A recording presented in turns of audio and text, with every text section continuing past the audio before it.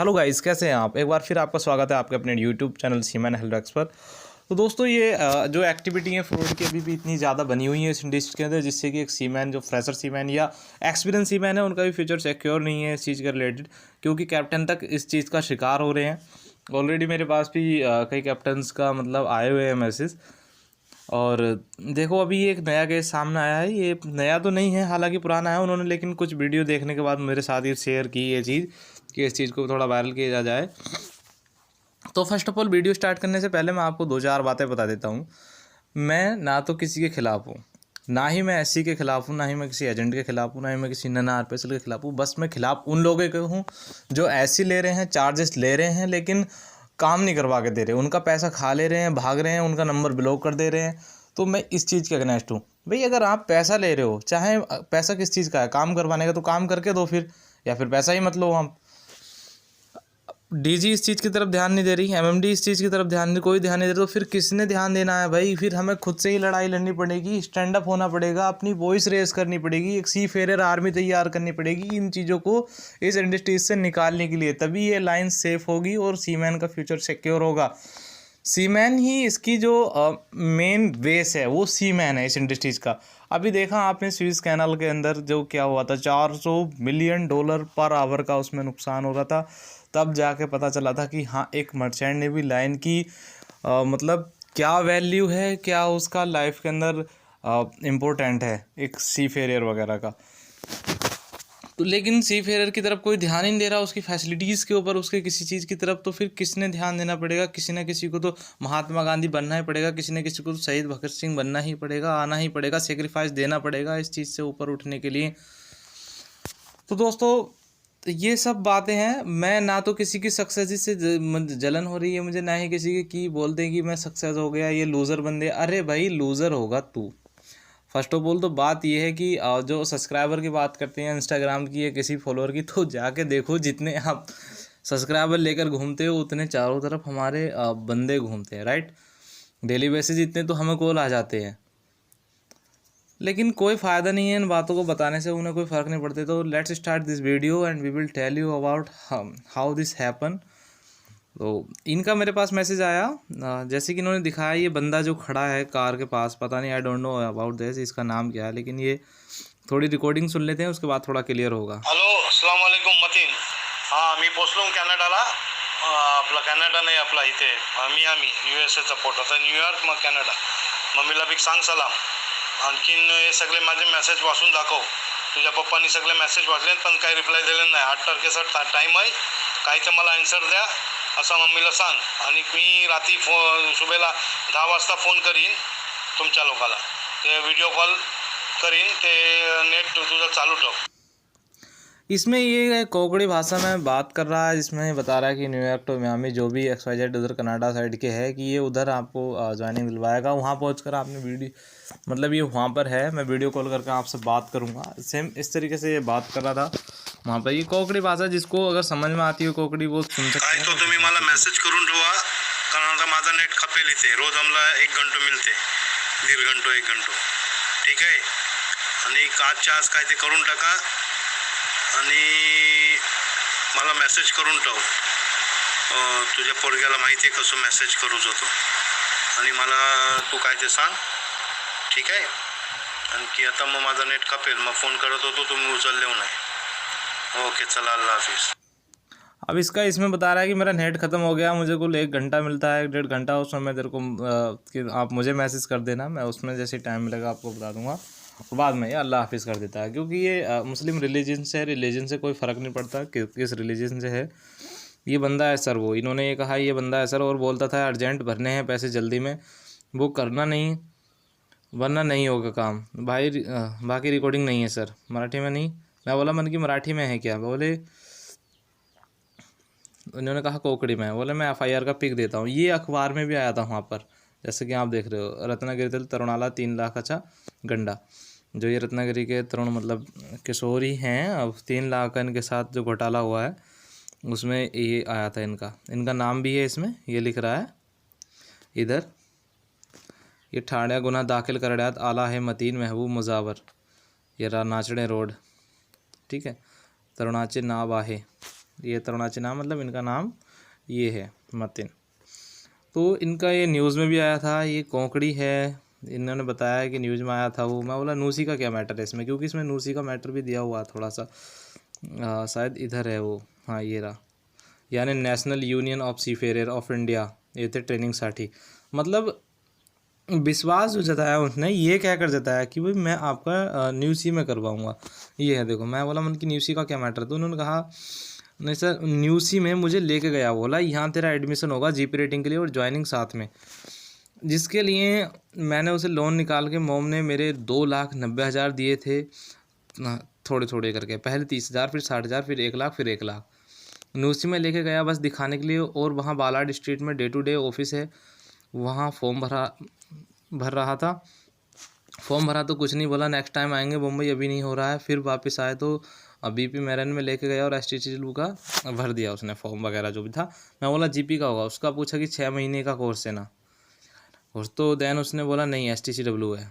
जब course book किया, वो 4-5 दिन बाद जाना था, तो मैंने थोड़ी रिसर्च की तो मालूम पड़ा उसको ज़्यादा वैल्यू नहीं है कुछ भी। STCW का हाँ वैल्यू ही कहाँ है, ये जो STCW CDC निकाली गई थी, ये मोस्टली कुक, फिटर और इन चीज़ों के लिए ही ज़्यादा निकाली गई थी, वेल्डर फिटर वगैरह के लिए। जीपी रेटिंग या OS के लिए कोई चीज़ नहीं थी इसके अंदर। अब तो इन्होंने कहा कि तू मुझे बोला ये और वो सेम। मैं फर्स्ट डे गया तो वहाँ क्लास में बहुत सारे सीनियर थे, उनको बोला था, सब ने थोड़ा गाइडेंस किया। फिर मैंने जाके वहाँ उस रूम में रहता था, वहाँ से उसको बोला नहीं करने का मुझे ये सब, मैं जा रहा गाँव, क्योंकि ये सब चीज़ें सारी फ्रॉड हो चुकी थी, तो इससे फिर गाँव जाना पड़ा उधर से। अब इन्होंने कहा कि मैं गांव जा रहा हूं और मेरे मामा के यहाँ जाके था बेलापुर, वहीं से कोर्स कंप्लीट कर दिया। और फिर मेरे मामा को तभी से धमकी दे रहा है, वो इनकी मोम को धमकी दे रहा है कि मैं उसको मारूंगा एंड ऑल। तो फिर मोम ने पुलिस में कंप्लेंट कर दी। मतलब उल्टा चोर कोतवाल को डांटा, ये देखो पैसा भी हमारा ठग लिया और मारने की धमकी दे रहा है, लाइक दैट। आप समझ रहे हो, ये चीज़ इतनी मतलब ओवर हो गई है कि अब हम इन्हें सहन नहीं कर सकते, उठना ही पड़ेगा। पुलिस ने कोई एक्शन नहीं लिया इसके ऊपर। फिर मैं रत्नागिरी आया 2 महीने के बाद CDC निकालने। फिर मैंने कलेक्टर ऑफिस में लेटर दिया कि ऐसा हुआ, पुलिस ने कोई एक्शन नहीं लिया।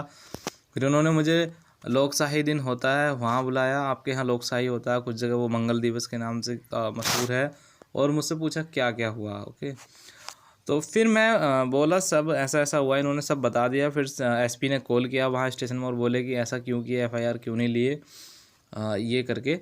तो फिर वो बोले जो FIR कराओ स्टेशन में। फिर उन्होंने जो इन्वेस्टिगेशन की, बोला देन, और उस एजेंट को जेल में डाला 2-3 दिन बाद। फिर वो पहले कबूल करने को तैयार नहीं था, फिर तैयार हो गया, मैंने पैसा लिया है इसका, यस सर। तो मैं बोला इनसे FIR की स्लिप दिखाइए आप, तो वेट ढूंढ के देता हूँ आपको, पहले स्टोरी बता दूँ। तो उसके बाद वो 8-9 दिन जेल में रहा। फिर उसके बाद सर हमने कोई लायर वगैरह अपॉइंटमेंट नहीं किया, और उसने किया। और गवर्नमेंट का रूल होता है कि अगर कोई कबूल करे, मतलब कोई गुनाह कबूल कर लेता है, तो उसको बेल मिल जाती है। सेम यहाँ पर हुआ। तो CRPC के लॉ के तहत उसको बेल मिली, और 1 साल से बाहर वो मुंबई में घूम रहा है। MST कंपनी में वो चीफ कुक है वो MST का। मैं बोला कि MST का अगर शिप का नाम पता हो तो बताइएगा। तो इन्होंने कहा नहीं, ये FIR है इनकी जो वहाँ पर हुई, जो इन्होंने करी थी। अगर किसी को यकीन ना हो आप देखिएगा। इनकी उम्र 19 वर्ष है, रत्नागिरी शहर है, जिला रत्नागिरी, महाराष्ट्र। और मातिन इनका नाम है। ये सारा जो है इसी का है। 2,86,000 रुपये का जो ये हुआ था, 2,86,700 रुपये का घोटाला हुआ था। तो जैसे कि आपने देखा, ये आपका FIR है।